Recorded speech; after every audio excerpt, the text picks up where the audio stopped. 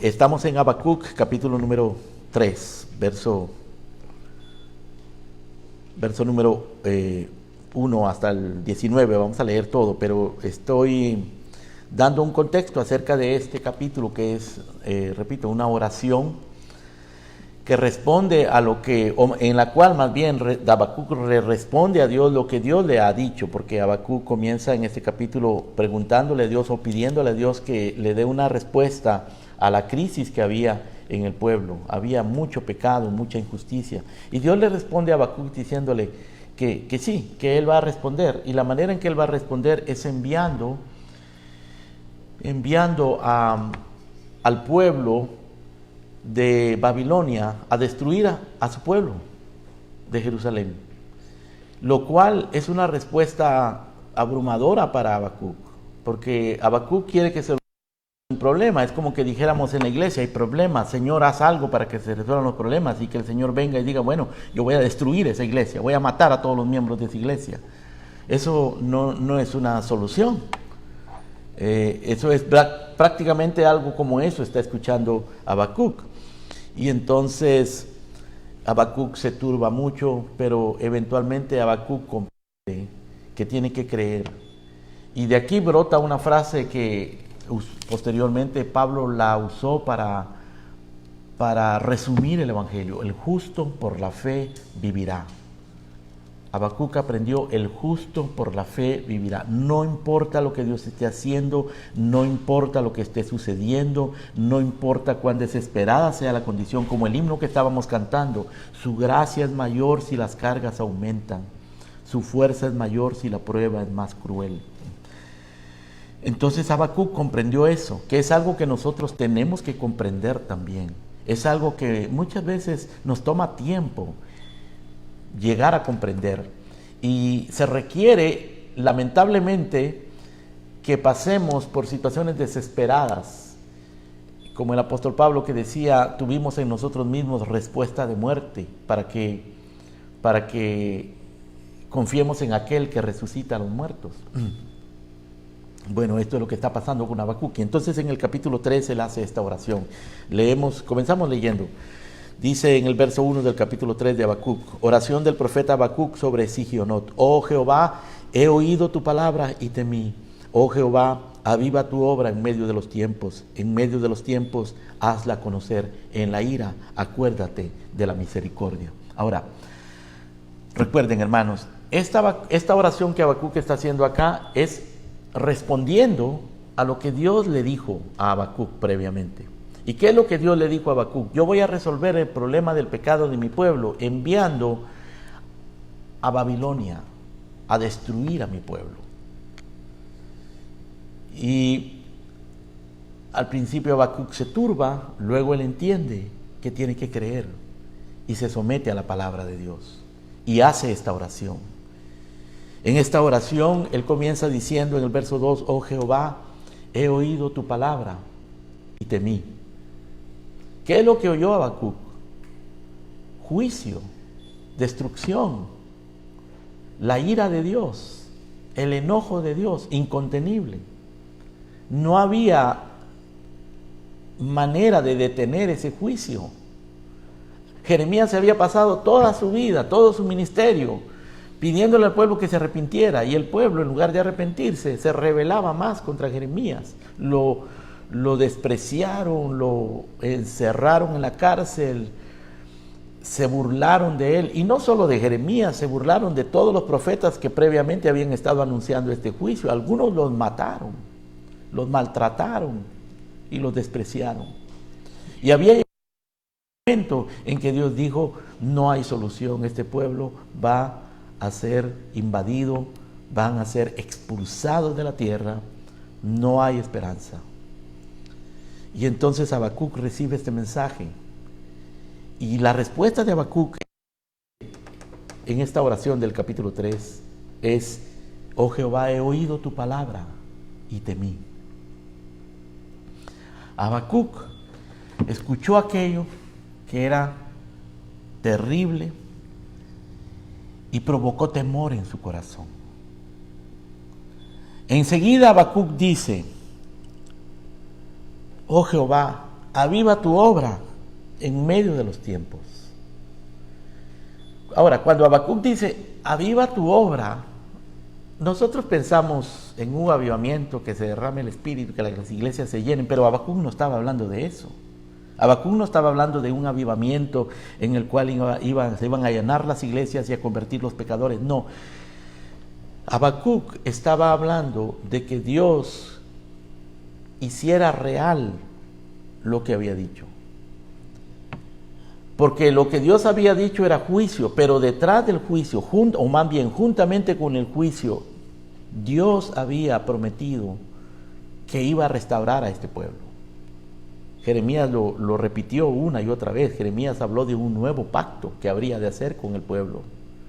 Isaías habló de cielos nuevos y tierra nueva, refiriéndose al hecho de que ellos iban a ser expulsados de la tierra de Canaán, pero posteriormente iban a regresar, y para ellos iba a ser cielos nuevos y tierra nueva, para los que regresaran. Claro, en el Nuevo Testamento se usa ese mismo pensamiento de cielos nuevos y tierra nueva para hablar de los cielos nuevos y la tierra nueva que nos esperan a nosotros, pero para los israelitas, en aquel contexto, los cielos nuevos eran regresar a Jerusalén. Es decir, Dios estaba hablando de juicio, pero a la vez hablaba de restauración. En el capítulo 29 de Jeremías escribe una carta, y nosotros la leemos en el capítulo 29, en donde él dice: después de pasados los 70 años, yo despertaré mi buena palabra sobre este pueblo, y ellos vendrán y me buscarán y me hallarán, porque me buscarán de todo su corazón, porque yo sé los pensamientos que tengo acerca de vosotros, pensamientos de paz y no de mal, el fin que esperáis. En otras palabras, Habacuc y todos los piadosos de aquel tiempo, hermano, escucharon del juicio y tuvieron miedo, porque el juicio era terrible, aterrador e inevitable. Ese juicio trajo miles de muertes, la expulsión de ellos de la tierra, la destrucción de su ciudad, del templo, por 70 años. Pero Dios prometió que habría de restaurar a ese pueblo. Así que Habacuc le dice: Señor, yo he oído tu palabra y temí. Oh Señor, aviva tu obra en medio de los tiempos. Cuando él dice en medio de los tiempos, se está refiriendo específicamente de esos tiempos que habrán de tener ellos que sufrir, esos 70 años, que Dios mantenga a su pueblo a pesar de el juicio, a pesar de la debacle, la devastación, el exilio, del sufrimiento, de la angustia.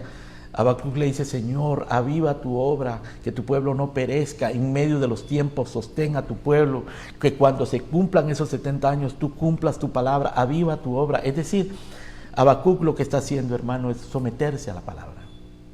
Primero él teme a la palabra, dice: oh Jehová, he oído tu palabra y temí, y ahora dice: oh Jehová, aviva tu obra en medio de los tiempos. En otras palabras, yo acepto lo que tú has dicho, es terrible lo que estás diciendo, pero lo acepto. Lean conmigo en el verso 16, por favor, del capítulo 3.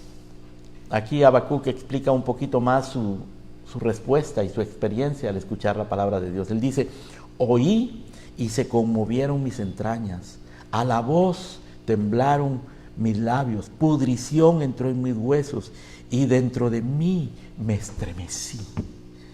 Aquí Habacuc está explicando lo que sintió cuando comprendió que el juicio era inevitable. Él dice: yo escuché, oí y se conmovieron mis entrañas, temblaron mis labios, pudrición entró en mis huesos y me estremecí. Eso es miedo, eso es lo mismo que está diciendo en el verso 2. Oh Jehová, he oído tu palabra y temí. Eso es miedo. Los que creo que en algún momento de nuestra vida nosotros hemos sentido miedo de verdad, temor de algo malo que habrá de suceder.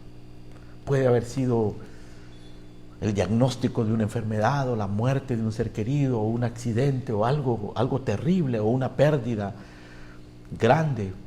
Sentir miedo es una emoción humana muy natural, hermano, y muy desagradable, muy terrible. Pero todos en algún momento hemos sentido, sentiremos o habremos de sentir miedo.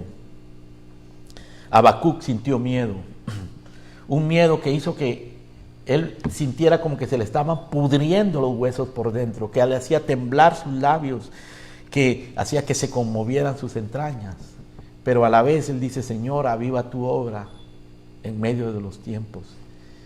En medio de los tiempos, hazla conocer, dice el capítulo 3, verso 2. Aviva tu obra en medio de los tiempos, hazla conocer. Eso es sometimiento, hermano. Sometimiento a la providencia de Dios, sometimiento a los veredictos divinos, a los decretos divinos, a la voluntad de Dios.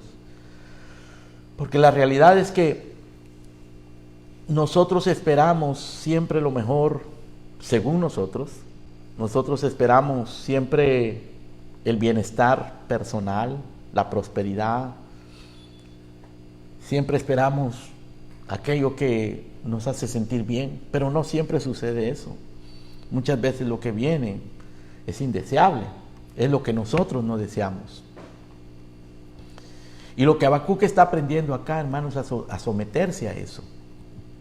¿Cómo iba Habacuc a desear que invadieran al pueblo, que destruyeran la ciudad, que los mandaran al exilio, que quemaran el templo y mataran a miles de israelitas? Pero lo aceptó. Y entonces le dice: Señor, aviva tu obra en medio de los tiempos.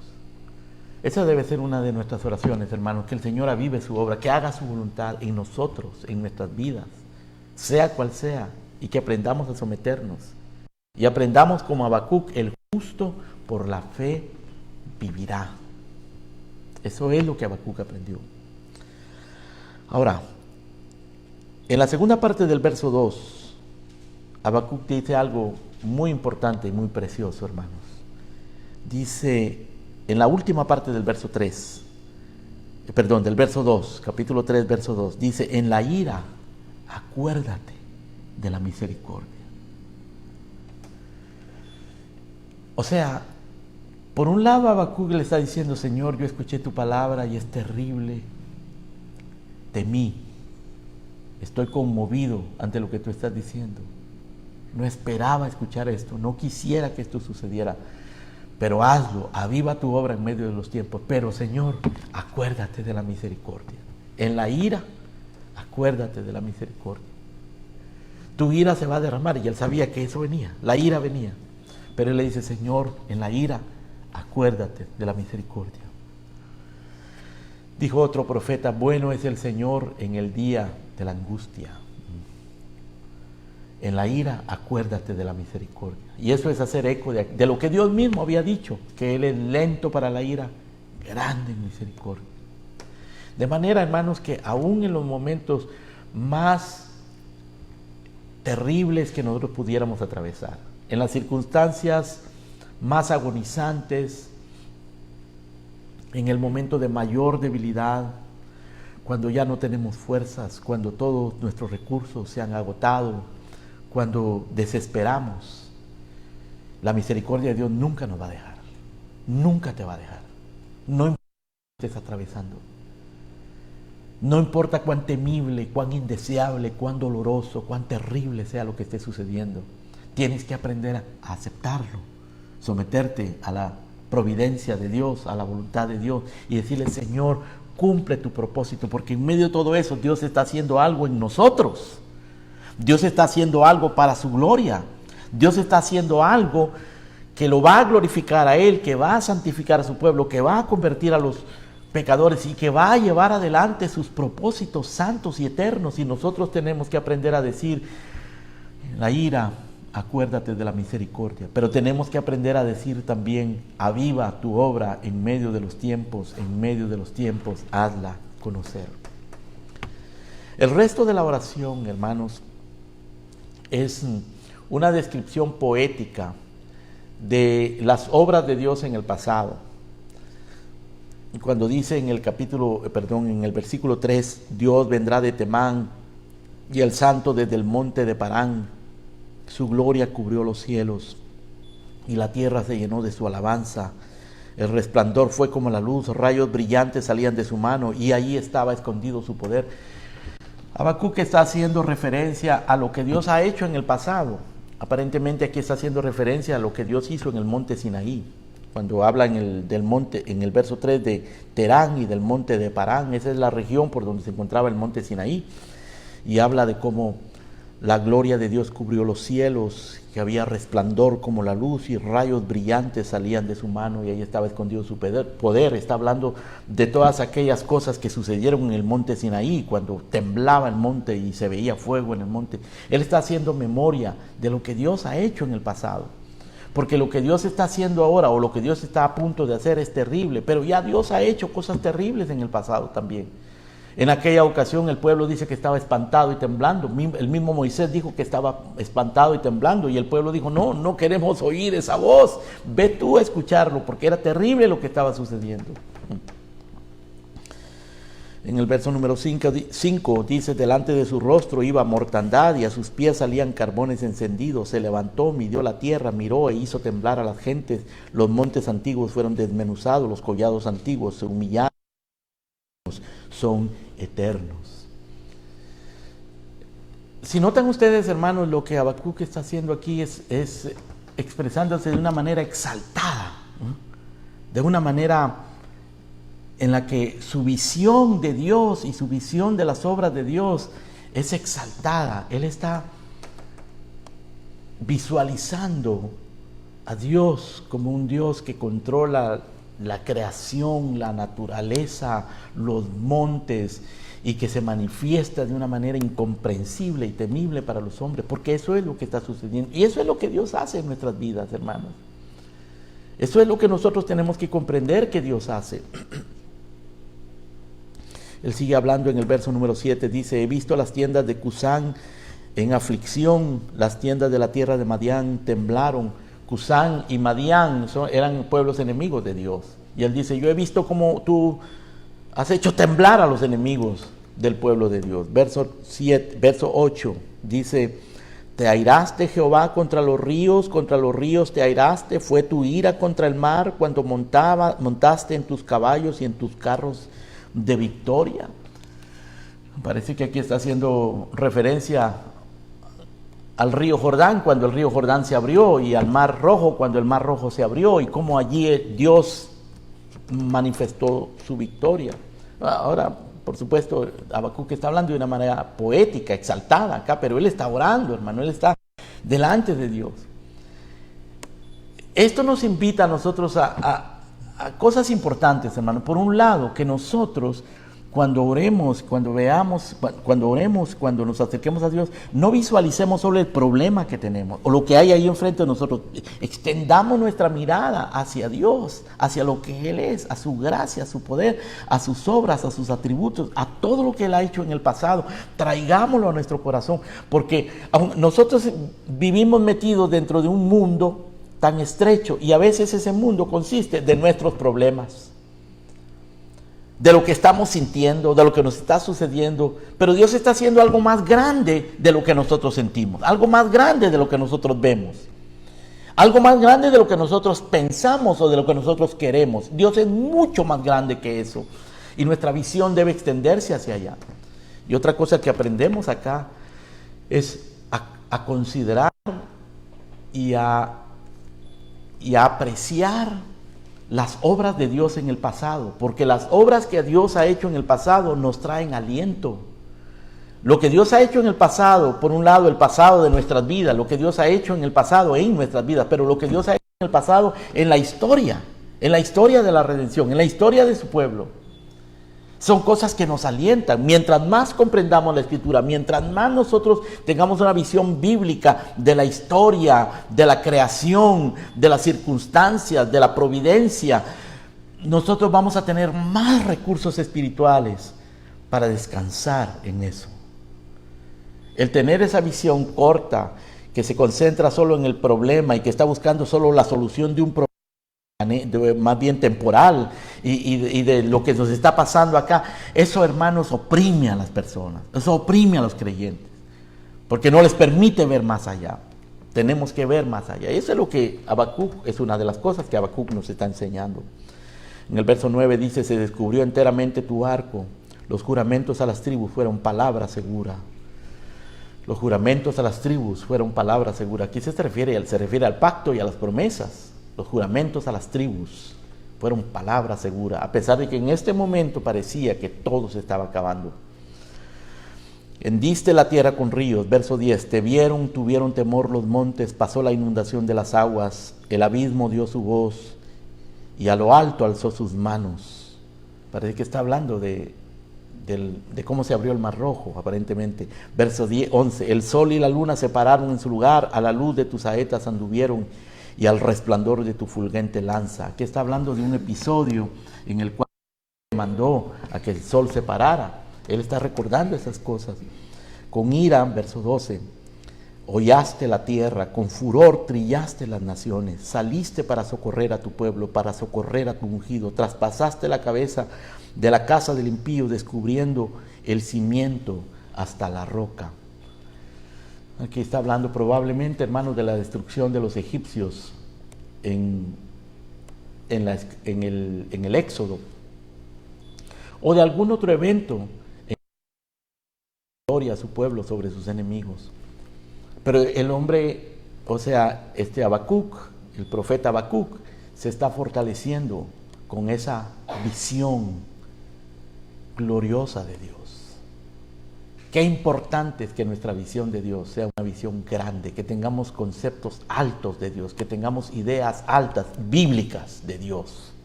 Que nos llenemos de la palabra, que nos llenemos de la historia bíblica, que nos llenemos de los hechos de Dios, de los atributos de Dios, de las promesas de Dios, para tener el momento de la debilidad. Verso número 14, horadaste con sus propios dardos las cabezas de sus guerreros, que como tempestad acometieron para dispersarme, cuyo regocijo era como para devorar al pobre encubiertamente. O sea, a defender a los pobres, lo hizo en el pasado, y el profeta confía que lo seguirá haciendo en estas circunstancias. Verso 15, caminaste en el mar con tus caballos sobre la mole de las grandes aguas, el mar rojo nuevamente. Luego continúa el profeta y dice, oí, se conmovieron mis entrañas, a la voz temblaron mis labios, pudrición entró en mis huesos y dentro de mí me estremecí. Aquí está un hombre estremecido, un hombre sufriendo, un hombre confundido, pero a la vez que está estremecido, a la vez que está temblando, ese hombre está confiado. ¿Cómo es posible eso? Es posible, hermanos, porque nosotros somos seres humanos débiles, pero es posible que a pesar de nuestra debilidad y de que estemos temblando y conmovidos y nuestros huesos se estén pudriendo, podamos tener confianza en medio de todo eso. Y eso es lo que nos muestra Habacuc cuando dice en el verso 16, a la mitad del verso 16, si bien estaré quieto en el día de la angustia, cuando suba al pueblo el que lo invadirá con sus tropas. ¿Quién iba a invadir con sus tropas al pueblo de Israel? Al pueblo de Jerusalén. Babilonia, Nabucodonosor. Y él dice, cuando vengan los babilónicos, Nabucodonosor, e invadan al pueblo con sus tropas, yo estaré quieto en ese día, en esa angustia, estaré quieto. ¿Cómo estás tú cuando viene la angustia, hermano? ¿Qué te pasa cuando viene la angustia? Bueno, yo te voy a decir lo que pasa. Porque a mí me pasa también, temblamos, tememos, nos angustiamos, nos afligimos. ¿Quién no? Si somos seres humanos.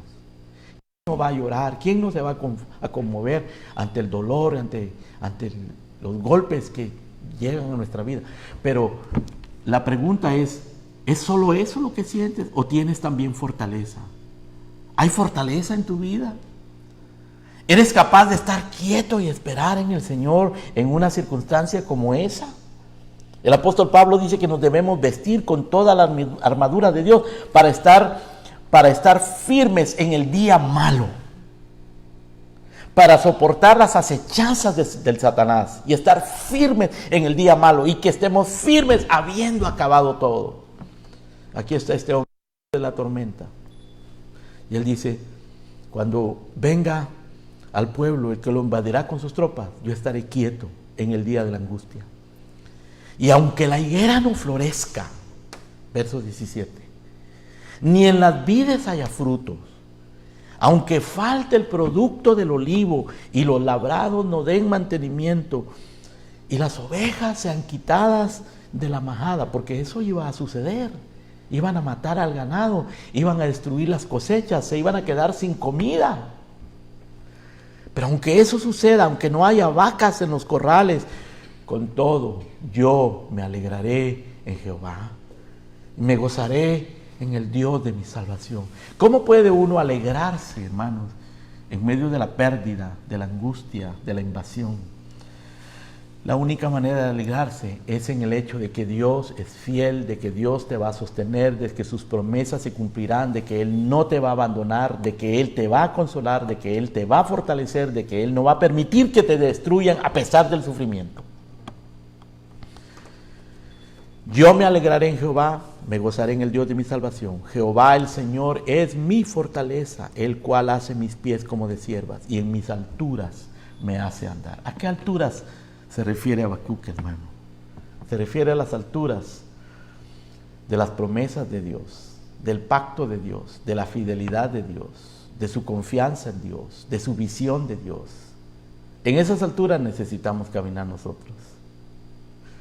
Son las únicas alturas donde vamos a poder estar fieles, seguros, hermano. Solo allí. Él hace mis pies como de cierva. ¿Cómo son las ciervas, hermano? Son muy ágiles.